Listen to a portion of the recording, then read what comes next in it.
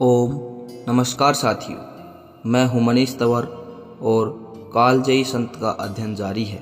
पिछले भाग में हमने महर्षि दयानंद सरस्वती जी की संकल्प शक्ति के बारे में पढ़ा। अब आगे की घटनाक्रम कुछ इस प्रकार से है। वृद्ध एवं नेत्रहीन होने के कारण दंडी विरजानंद जी के स्वभाव में सहज कठोरता आ गई थी। परिणाम स्वरूप वे शिष्यों के प्रति यदा कदा सामान्य कारणवश विक्रुद्ध व अप्रसन्न हो जाते थे। एक दिन दंडी जी शिष्य दयानंद पर क्रोधाभिभूत हो दंड प्रहार कर बैठे। इस पर भी गुरु भक्त शिष्य ने विनम्र भाव से कहा, महाराज आप मुझे इस प्रकार न मारा करें।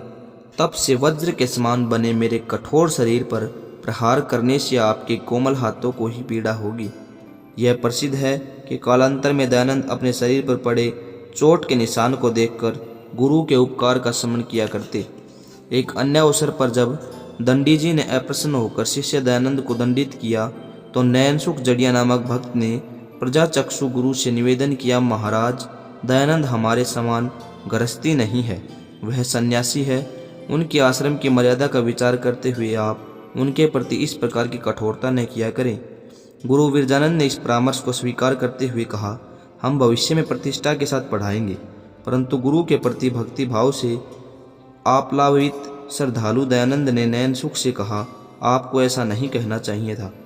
गुरुजी तो उपकार की भावना से ही दंडित करते हैं, द्वेष भाव से नहीं। यह तो उनकी कृपा ही है। विद्या समाप्ति के 15-20 दिन ही शेष रहे थे कि एक दिन गुरु की आज्ञा से उनके स्थान पर झाड़ू लगाकर कूड़ा अभी उठा नहीं पाए थे कि टहलते हुए दंडी जी का पैर कूड़े से जा टकराया। इससे क्रुद्ध हुए दंडी जी ने दयानंद को फटकारते हुए उनकी डोडी बंद कर दी, अर्थात उन्हें पाठशाला से बाहर जाने का आदेश दे डाला। इससे शिष्य दयानंद को बहुत दुख हुआ। कहते हैं नयन सुख जड़िया व नंदन चौबे की संतुष्टि से ही दयानंद को क्षमा तथा पुनः पाठशाला में प्रवेश का अधिकार प्राप्त हुआ। इस प्रकार दयानंद की डोडी बंद होने का अवसर एक बार और भी आया। एक बार दंडी जी का कोई दूर का संबंधी मथुरा आया और वीतराग सन्यासी के दर्शन की कामना से पाठशाला में उपस्थित हुआ। उन दिनों दंडी जी का कठोर आदेश था कि विद्यार्थियों के अतिरिक्त अन्य कोई हमारे समीप न आवे। आगंतुक ने स्वामी दयानंद से दंडी जी के दर्शन करने की प्रार्थना की। दयानंद द्वारा गुरुजी का आदेश बता देने पर भी वह अनुनय विनय करता रहा। इस पर सरलचित दयानंद उन्हें अपने साथ ले गए तथा दंडी जी के दर्शन करा दिए। जब वे वापस लौट रहे थे तो एक सहाध्यायी ने गुरुजी से इसकी शिकायत कर दी। इससे दंडी जी ने दयानंद पर अप्रसन्न हो पुनः उनका पाठशाला में प्रवेश निषिद्ध कर दिया। दयानंद ने बहुत प्रार्थना की परंतु गुरुवर शांत न हुए।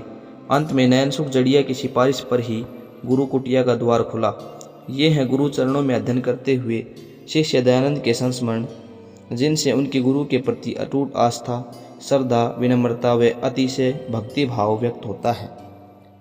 दयानंद जैसा और कोई शिष्य नहीं। स्वामी दयानंद की ग्रहण शक्ति और तर्क बुद्धि पर गुरुजी मोहित थे। गुरुजी का उन पर अपार स्नेह भी था। पाठ पढ़ाते समय अनेक बार अपने शिष्यों में उनकी प्रशंसा करते थे। वे कहते थे, दयानंद सा दूसरा शिष्य नहीं है। मेरे सपनों को यही साकार रूप दे सकेगा।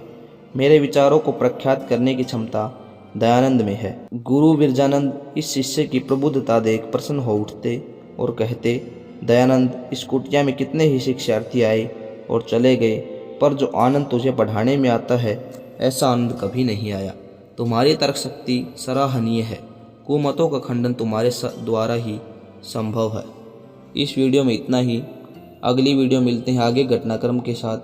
तब तक के लिए धन्यवाद। ओम।